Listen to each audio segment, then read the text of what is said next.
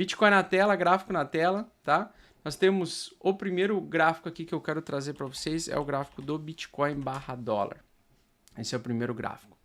Muito interessante, um gráfico muito interessante. Se vocês forem ver aqui, nós temos a média de 8 semanal e nós temos aqui 8 semanas, aliás, o gráfico semanal, né? Com a média 8 semanal, com um pico de negociação nessa região e o próximo pico de negociação nessa região dos 30 mil dólares.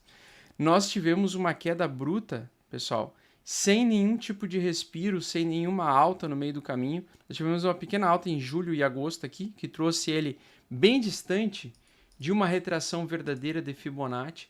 Então a minha expectativa é que ainda esse ano a gente pudesse ter um alívio nos mercados, né? Uma sequência, um alívio, para que pelo menos o Bitcoin voltasse para os 30 mil dólares antes de retornar à queda. Por que 30 mil dólares é muito importante ele voltar, tá? Porque os 30 mil dólares no meio do período, ele seria a próxima zona de negociação, que foi um suporte perdido, que ainda não foi testado como resistência, para o preço continuar caindo mais à frente. Então, o que acontece? Em algum momento, cedo ou tarde, nós vamos voltar para essa região dos 30 mil dólares, tá? E eu acredito que isso vai acontecer quando, no mercado tradicional, a gente atingir o pico de inflação. Então, o mercado, como todos os bancos centrais no mundo todo, estão preocupados com uma inflação descontrolada, né?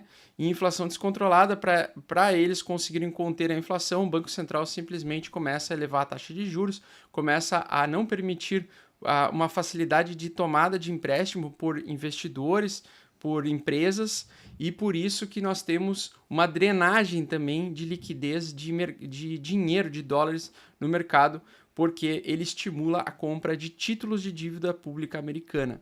Então, é um mecanismo que o Fed tem de tentar drenar dólares dos mercados. Então, por conta do Covid, nós tivemos uma emissão de dólares artificial, uma impressão de dinheiro artificial, que estimulou como se tudo tivesse normal, mesmo com várias empresas fechadas, mesmo com, por exemplo, o setor de aéreo, né, praticamente não fazendo muitas viagens. Então a gente ficou por vários meses ali sendo mantidos artificialmente com dinheiro que foi impresso, que foi colocado a mercado e que depois entrou no M2, no mercado onde gira o capital, né?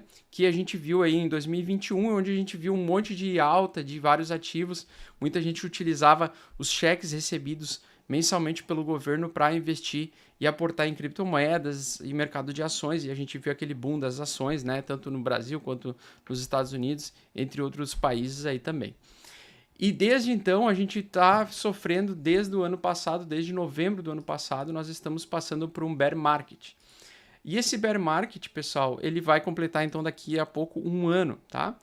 Nós tivemos, no caso do Bitcoin, uma perda desse suporte dos 30 mil que evoluiu para... Opa, perdão.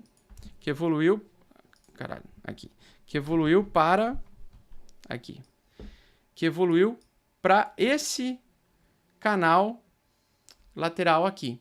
E em nenhum momento a gente ainda conseguiu retornar nem pela metade, né? Só em julho e agosto a gente retornou na metade desse canal, testou ele, e agora nós estamos entrando em uma tentativa de formação de fundo. Percebam que a aproximação da média 8 semanal, ela vem batendo e rejeitando, né? Só que dessa vez pode ser que ela consiga fazer um rompimento verdadeiro semanal.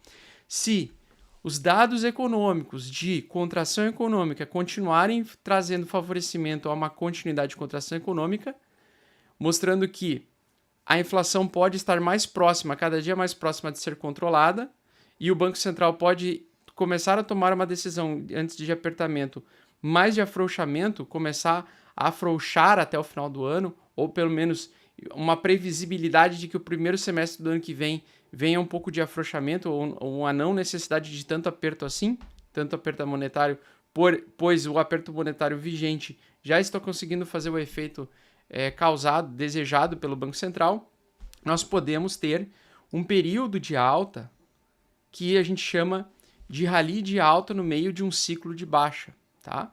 Então ele é um movimento de respiro, É igual num pulmão, né? Quando a gente inspira e expira. Então o movimento ele é a mesma coisa. Ele faz um movimento direcional de bear market, de baixa durante um ano, mas geralmente no meio desse caminho nós temos alguns respiros, como aconteceu em 2018, tá? Então em 2018 nós tínhamos o bear market com altas no meio do caminho, tá? E essas altas no meio do caminho eram uma sequência de 6 a 8 semanas de alta, tá? 4 semanas de alta, geralmente, vamos lá, 4 a 8 semanas de alta. 4 a 8 semanas de alta, onde ele trazia às vezes 100% de alta por algumas semanas. Então a gente pode estar diante e próximo de um respiro, tá? E esse respiro poderia trazer o Bitcoin realmente aos 30 mil dólares, o que seria uma alta aí de praticamente, pegar aqui um pouquinho mais baixo, né? 60%, né? Um respiro de alta. A mesma coisa se refletiria também no S&P 500, também com um respiro, só que um percentual menor, porque é um tamanho de mercado maior. Então eu estou ansioso para ver se isso aqui vai formar um bear trap, tá?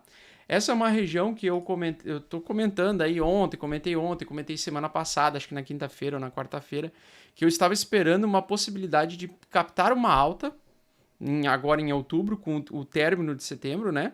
E que eu estava começando a me posicionar financeiramente, comprando e aportando uma vez por semana. Então eu fiz alguns aportes, né? Conforme aqui eu estou mostrando para vocês, eu fiz alguns aportes, atualizei agora, fiz mais um aporte hoje de Bitcoin.